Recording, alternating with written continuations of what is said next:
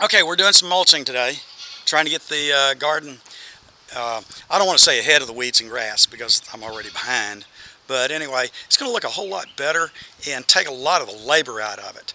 Normally I like to get it done much earlier before it gets hot. Well, kind of messed up this year. But anyway, here's what I've got. Got about a pickup load of just spoiled hay, the stuff that's left over from round bales feeding in the wintertime. So this stuff is already starting to rot. Some of it's wet, some of it's thick, some of it's fluffy. There's a little bit of manure in there. Doesn't matter if it's in there or not. So that's about one pickup load, of which I've already pulled a little bit out. I'll probably need another pickup load or two before I get done. But here we are at the garden. Early on, you can see right there, I had just pine straw that I got from a neighbor along with some leaves that I pick up along the streets. You know, people bag this beautiful mulch in plastic bags, throw it in a dump, and it's just such a sad waste. You can see underneath, I'll show you the paper. We're going to lay this down here in just a couple of minutes and put the mulch on top of it.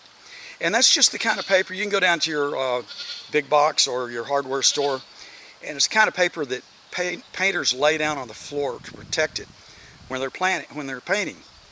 And so I'll lay down one layer, sometimes two. That one you can see is folded over, and I'll put the mulch on top of that. That helps, it slows down the grass. Eventually it will come through, especially this bloody nut grass. But it helps a whole lot, slows it down. And hopefully as summer goes on, I can continue and bring a few more loads in. We'll see.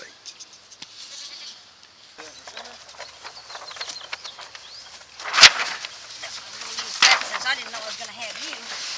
Okay, we're going to, not too much commentary. We're going to unroll this, kind of put it in place and fold it over so you can kind of see what we're doing. You want to go all the way? Yeah. Go all the way. Okay. All right. Let me find something to throw on this. I'm going a little bit over, but I don't know how close you are down there. Maybe some birds.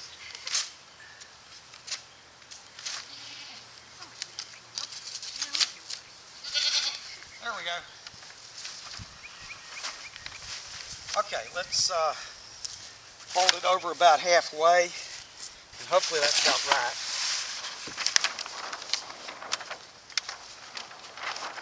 Ready? Okay.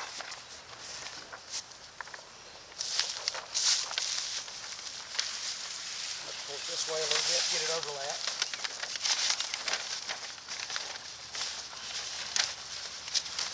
You want to get off of it for a second? Thank you. All right.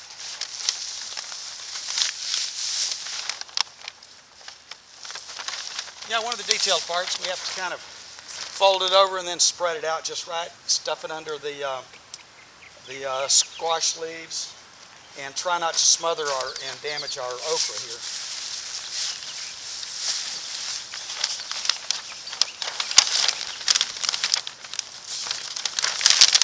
To tell you the truth, I think it might have been a little bit easier earlier in the season.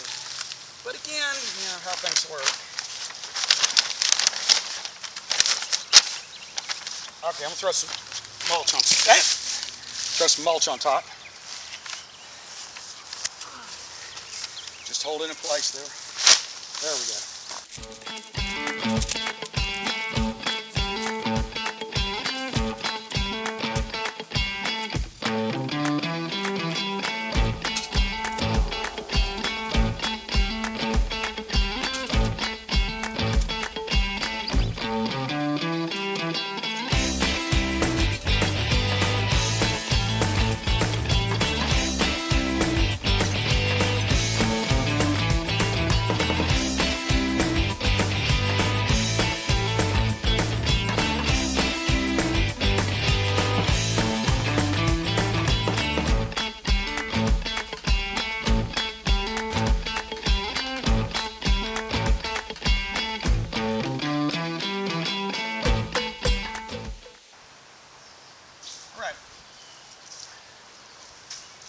that one mulched in for just a moment, and I'll mention a couple other things.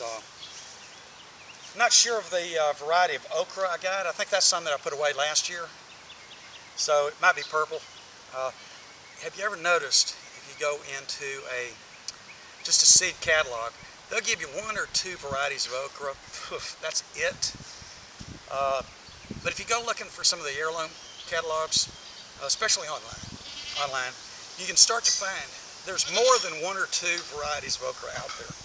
There's a lot of different varieties. It's just they're hard to find. The potatoes are finally starting to pick up really good. I've for several years gone up to Fresh, which is a store by Brookshire's, our regional grocery, and just picked up whatever varieties of potatoes they had.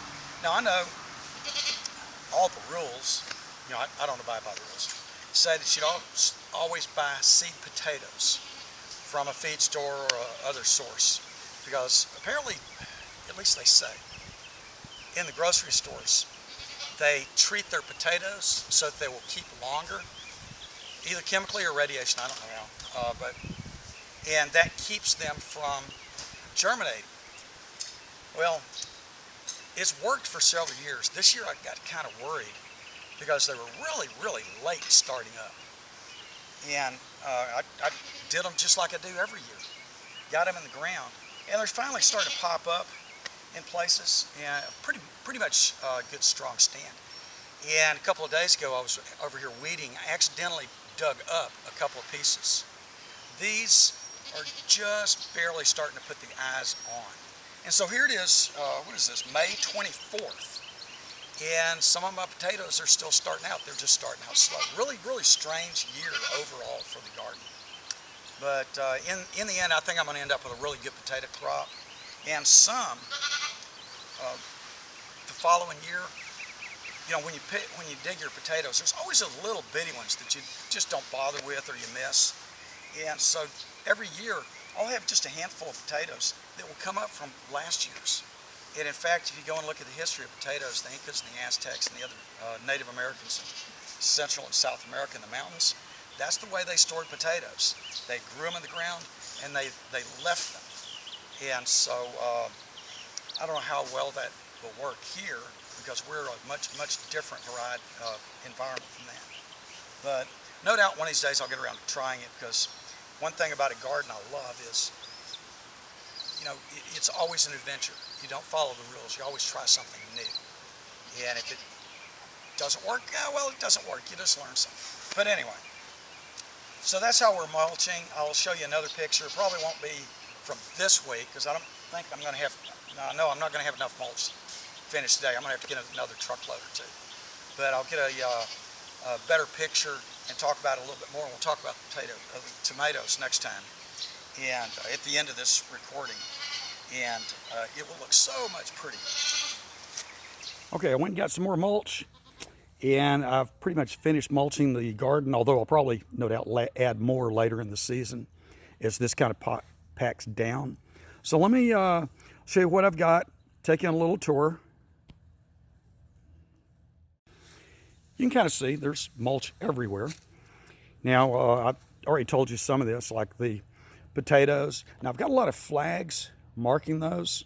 Now, they're big enough, I don't need the flags, but I use flags for lots of different reasons. And in this case, when plants are small or I'm marking rows, I'll put flags along there until the plants are big enough that they're clear to see, because when you're putting down heavy mulch like this especially, you need to know exactly where everything is. So you can see some of the small potatoes there, some small squash plants here. Heavens, I hope I'm going to be looking for squash recipes.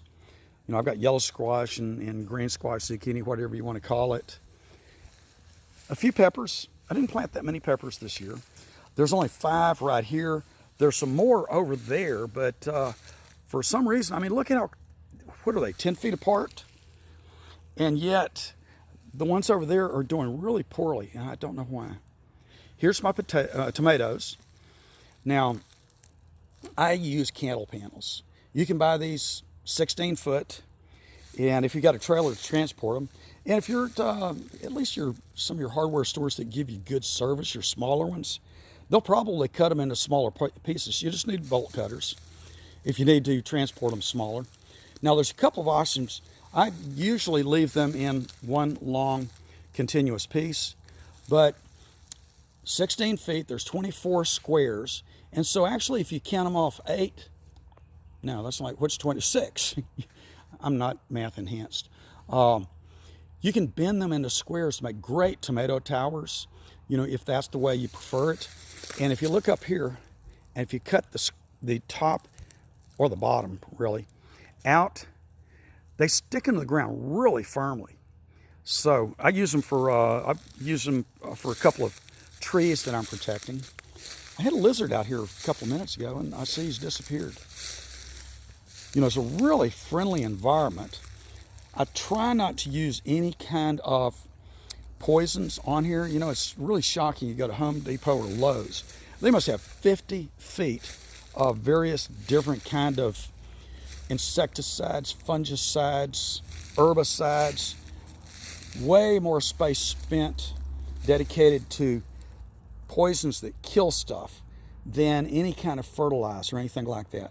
I try to resist this. Now, if I get fire ants in here, yeah, I'll drop a nuclear bomb on it to get them out of here.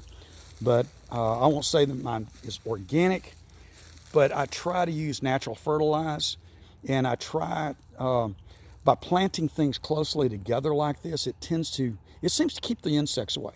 Some things like squash, okay, I'll harvest all of my squash before they get hit by squash bugs. And so, excuse me.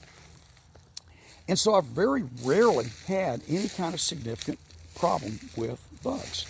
Now my tomatoes, like right here, this one is kind of hard to do, so I won't do it.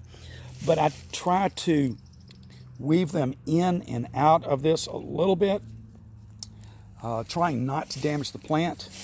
Otherwise, I'll use string. You can see a piece of string right there. Actually, brown twine is better. It puts less stress on the plant. Here's a couple I might be able to weave through a little bit. String works just as well and doesn't damage the plant. And so that grows them up. Makes it easy to pick. They're clean. You can eat them right off the vine. Here's my cucumbers. Now on this side of the fence, I planted a variety called Watama, which is my favorite. I mean, they make great pickles of any kind you want, and they're good fresh eating. They didn't do, last year and this year, I didn't get anything out of them. They did really poorly. So after not doing well this year, I went down to the store. I grabbed some generic bag of cucumbers. We'll see what turns out. I've got it written down. And cucumbers also I'll weave into my cattle panels. Again, you can see some of the paper right there that it doesn't all get covered up. And so I can get down on my knees, weed this really easily from what little there is. And I'll probably add more. Now, besides the benefit of making it very easy to maintain and very little weeds to deal with, this builds up over the years as far as fertility. I can come out here on a cold day in winter, take a shovel, and I can find earthworms. So, that tells you your soil is very, very fertile because the earthworms find plenty to eat. And plus they're adding their own fertility, and tunneling through there aerates the soil. So, it's fantastic. Now, I know this looks like crap. This is my garlic. And over here, my onions. The onions are covered a lot of weed like this. Let me see if I can pull one up. Yeah, I don't know what this is called. It's mildly annoying, but not much of a problem. Now, I know it looks terrible, but there's a reason.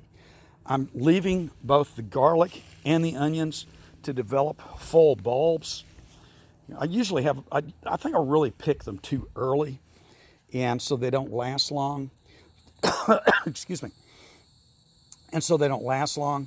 So this year, I'm just going to let them stay there until they're completely dead.